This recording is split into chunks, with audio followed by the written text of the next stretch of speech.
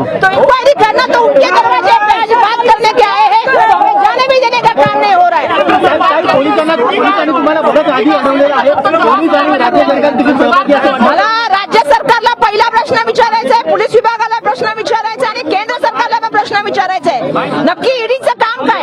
त्यांचं काम आहे की इन्क्वायरी करणं, ज्या वेळेला कोणाच्या पैशाच्या बाबतीमध्ये बाकीच्या गोष्टी बाबतीमध्ये ज्या वेळेला कोणाची कंप्लेंट असते तेव्हा त्याची चौकशी करणं हे त्यांचं काम आहे। या हिंडनबर्ग रिपोर्टच्या माध्यमातून स्पष्ट झालेलं आहे की जे शेअर मध्ये आहे तो मोठा घोटाळा चालू आहे, त्याच्या माध्यमातून रिअल इस्टेट मध्ये एक मोठा घोटाळा चालू आहे आणि अशा प्रॉपर्टीच्या ज्या इलिगॅलिटी असतात किंवा संपत्तीच्या असतील किंवा शेअरच्या असतील याची इन्क्वायरी करण्याची पूर्ण जबाबदारी ईडीची आहे। ज्या सेबीवरती आम्ही विश्वास ठेवत होतो ती सेबी मधल्याच लोकांवरती आता मोठ्या प्रमाणामध्ये प्रश्नचिन्ह निर्माण झालेले आहेत। मग आम्ही कोणाकडे विचारायचा प्रश्न? आम्ही जॉईंट पार्लमेंटरी कमिटी मागतोय, जॉईंट पार्लमेंटरी कमिटी देत नाहीये आणि आता आम्ही इन्क्वायरी मागतोय तर आम्हाला जाऊ देत नाही का? आमचा अधिकार नाही इन्क्वायरी मागण्याचा?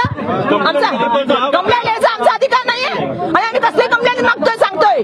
जे फुगवटा करून शेअर केले जातात आणि त्याच्यामध्ये सर्वसामान्य माणसाची फसवणूक केली जाते, त्या शेअरच्या माध्यमातून रिअल इस्टेट घेतले जातात आणि प्रोजेक्ट घेतले जातात मोठे मोठे, त्याच्यामध्ये फसवणूक झालेली आहे, सरकारच्या पैशाची इन्व्हॉल्वमेंट त्याच्यामध्ये मोठ्या प्रमाणामध्ये।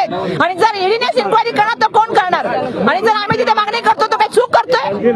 पण ज्या तऱ्हेने आम्हाला थांबवण्याचं काम चाललेलं आहे, अडाणींना जे सपोर्ट करण्याचं, त्यांना जे सहकार्य करण्याचं काम चाललेलं आहे, राज्य सरकारचा मी या ठिकाणी निषेध व्यक्त करते। आमचं पोलिसांना पण सांगणे, ज्या वेळेला तुम्ही एखाद्यावरती इन्क्वायरी करता तेव्हा त्यांना जाऊ धरा। आज आम्ही एक इन्क्वायरी मागतोय, आम्हाला काय जाऊ देत नाहीये।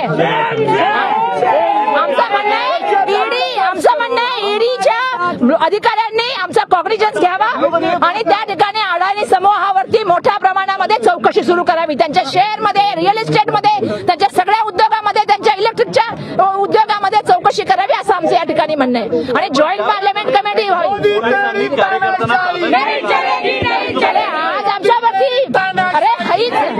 पोलिसांनी ही ताकद जर अडाणीवर वापरली तर फार बरं होईल। दुर्दैवाने असं दिसत नाही आम्हाला, राज्य सरकारने वापरावं ना आमच्यावरती आमच्यावरती तुम्ही बघताय आता एकेकाला खेचून पाडण्याचं काम चाललंय कशासाठी? आणि ही लढाई आम्ही कोणासाठी लढतोय? गरीब माणसासाठी, मध्यमवर्गीय माणसासाठी। जर अडाणीची चौकशी करायची मागणी तर चुकीची आहे का आमची? त्या देशामध्ये प्रत्येकाला अधिकार आहे मागणी करण्याचा। एवढ्या मोठ्या प्रमाणामध्ये बाहेरून पैसा येतो, शेअर मोठे मोठे फुगवण्याचं काम होतं आणि त्याच्या माध्यमातून जर काही घोटाळे होत असतील तर त्याची चौकशी ईडीच्या माध्यमातून व्हायला पाहिजे आणि ती मागणी जोपर्यंत पूर्ण होत नाही बघतोय आम्ही पण हल्लत नाही। अरे आवडून सोडून द्या।